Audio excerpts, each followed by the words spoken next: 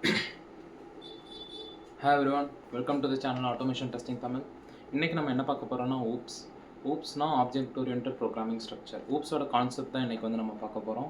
இது வந்துட்டு என்னன்னா ஆப்ஜெக்ட்டை வச்சு தான் வந்து ஒரு ப்ரோக்ராமிங்காக நடக்கும்.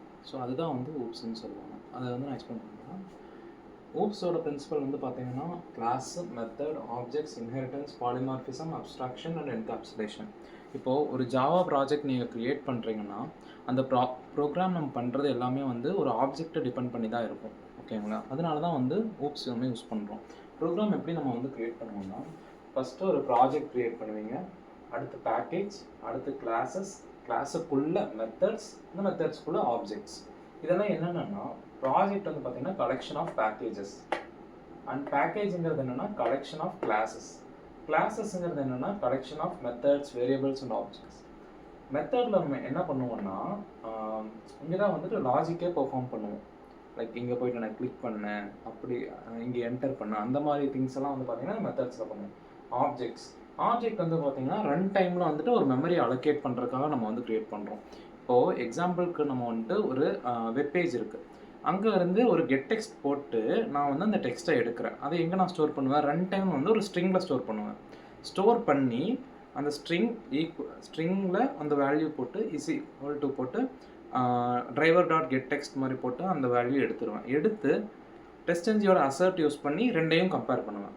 ஓகேங்களா? ஸோ அதுக்கு தான் வந்து ஆப்ஜெக்ட் வந்து நமக்கு டெஸ்டிங்கில் யூஸ் ஆகுது. ஸோ இப்போது ஊப்ஸ் கான்செப்ட்னா நம்ம வந்து என்னென்னு பார்க்கலாம். ஊப்ஸ் வந்து பார்த்தீங்கன்னா object based all like real world example வந்து பார்த்தீங்கன்னா நீங்கள் வந்து ஊப்ஸ் வந்து ஒரு எல்லாமே வந்து இங்கே எல்லாமே ஒரு ஆப்ஜெக்ட் பேஸ் பண்ணி தான் இருக்குது.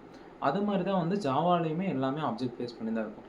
இப்போ நம்ம வந்து ஒரு கார் எடுத்துக்கலாம், கார், ஃபோன், ஒரு நம்ம பர்சன், எல்லாமே வந்து ப்ரோக்ராமிங்கில் வந்து பார்த்திங்கன்னா ஆப்ஜெக்ட் பேஸ் பண்ணி தான் இருக்கும். இப்போ எக்ஸாம்பிளில் பார்த்தீங்கன்னா கார்னு ஒரு கிளாஸ் இருக்குது. ஓகேங்களா? அதில் பார்த்தீங்கன்னா பிராண்டு, கலர், ஸ்பீட்னு ப்ராப்பர்ட்டிஸ் இருக்கும்.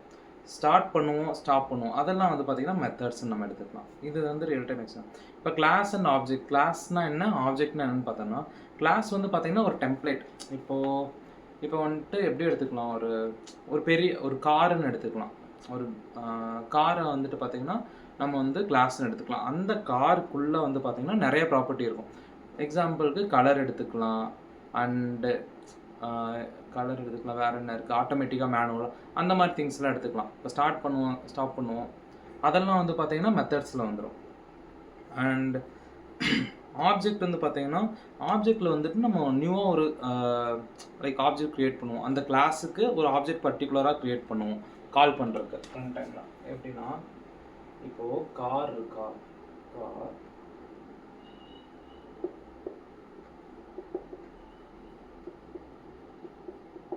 ஸோ இங்கே இதுதான் ஆப்ஜெக்ட். ஸோ இதுதான் வந்துட்டு ஆப்ஜெக்டாக இங்கே ஆக்ட் ஆகும்.